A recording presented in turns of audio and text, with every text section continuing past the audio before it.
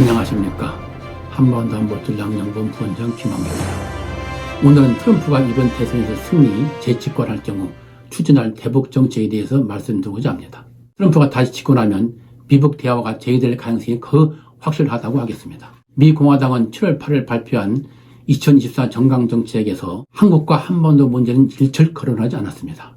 2016년 대선을 앞두고 채택한 정강에서는 북한을 포함 코리아가 총 6번 언급되었고, 미국은 한국, 일본, 호주, 필리핀, 태국과 동맹을 맺고 있는 태평양 국가, 북한은 완전하고 검증 가능하며 불가역적인 핵무기 프로그램 폐기를 계속 요구할 것 등 한반도 정책을 비중 있게 제시했습니다.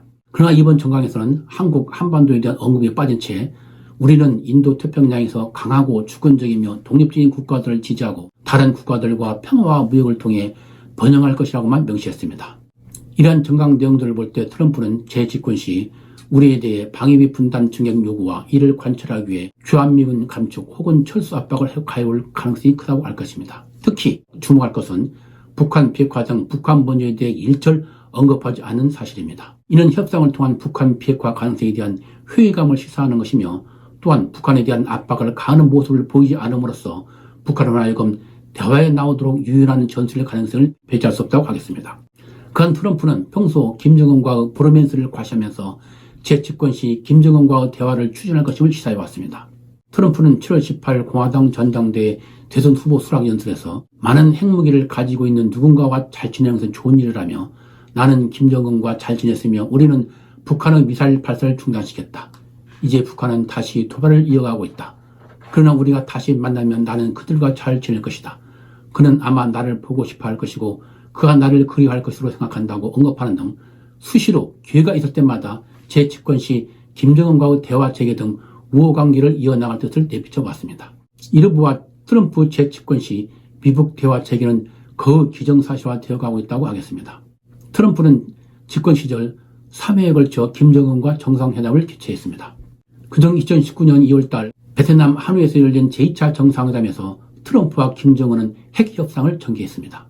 그 회담에서 트럼프는 핵무기뿐만 아니라 생화학 무기 등 북한이 보유한 대량 살상 무기 전체, 그리고 영변을 포함한 모든 핵시설 폐기와 이에 대한 포괄적 신고, 폐기, 검증과 제재 해제를 한 번에 공약하는 빅딜을 요구한 데 반해 김정은은 영변 이외 핵시설은 은폐한 채 영변 핵시설의 영구 폐기, 핵실험과 장거리 미사일 실험의 연구 중단과 제재 해제, 특히 민수 경제와 인민 생활에 지장을 두는 항목들의 우선적 해제를 공약하는 스몰 D를 요구하였습니다. 이와 같이 미국은 일괄 타결을 원한 반면 북한은 단계적 접근 방식을 원하는 차이 때문에 하노이 정상회담은 협상 타결을 이루어지지 못하고 노딜로 끝났습니다.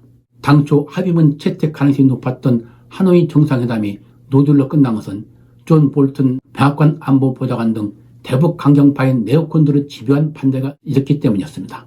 존 볼턴의 해고에 따르면 존 볼턴은 영변 핵시설 폐기와 대북 제재 해제 교환이라는 스몰딜은 과도한 양보로 나쁜 거래를 하면서 이를 받아들일 경우 정치적으로 위험하다고 트럼프를 집요하게 설득했고, 결국 트럼프가 실무협상에서 의견의 접근을 보았던 합의문 초안을 포기하고 존 볼턴의 의견을 수용하여 협상이 결렬되었던 것입니다.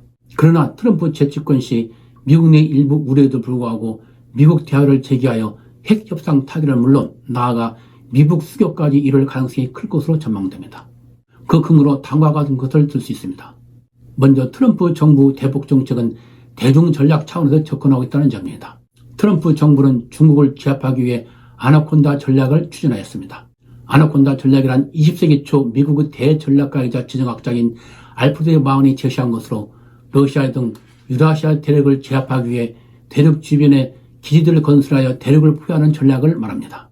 미국은 부시 정부 때부터 아나콘다 전략에 따라 중앙아시아에서 인도, 동남아를 거쳐 한국, 일본에 이르면서 중국 포위를 추진했는데, 트럼프 정부 들어 중국 포위만 완성을 위해 북한의 지전략적 중요성을 깨닫기 시작했습니다. 즉 미국이 북한과 수교하여 북한을 침략시키거나 베트남처럼 준동맹의 관계에 이른다면 중국은 목줄기에 빗을 꽂는 전략적 이익을 확보하게 되는 것입니다. 즉 미국 수교를 통한 북한을 침해하는 중국의 생명줄을 끊는 중국 포위 전략의 활용 점정이 되는 것입니다. 이런 트럼프가 2018년 1차 미북 정상회담 개최에 앞서 북한이 비핵화에 나설 경우 한국처럼 번영하는 국가로 만들어줄 것이며 김정은은 권좌에 계속 남아있을 것이고 보호를 받을 것이며 아주 행복하게 될 것이라고 언급하고, 폼페이오 당시 국무장관이 베트남을 예로 들면서 지금은 미국의 긴밀한 동반자이지만 그들이 과거에는 적국이었다는 사실이 북한에서 똑같이 일어날 수 있다고 강조한 데서 잘 나타났습니다. 둘째, 트럼프 재집권 시 존 볼턴 등 네오콘들의 견제가 없다는 점입니다. 트럼프 대북 정책을 반대하는 공화당 강경파이자 기득권 측인 네오콘들은 지금 현재 전부 해리스 지지를 선언하고 있었고, 트럼프陣營에는 미국 관계를 근본적으로 바꿔야 한다고 주장하여 존 볼턴 등 네오콘의 견제를 받았던 폼페이오 전 국무장관, 중국 봉쇄를 위한 역외균형 전략 차원에서 북한과 중국 핵능력 증강에 대해 한국의 독자적 핵무장을 용인해야 한다고 주장하는 콜비 전 국방부 부차관보 등이 트럼프 대선 캠프에서 핵심 안보 불행으로 부상하고 있기 때문입니다.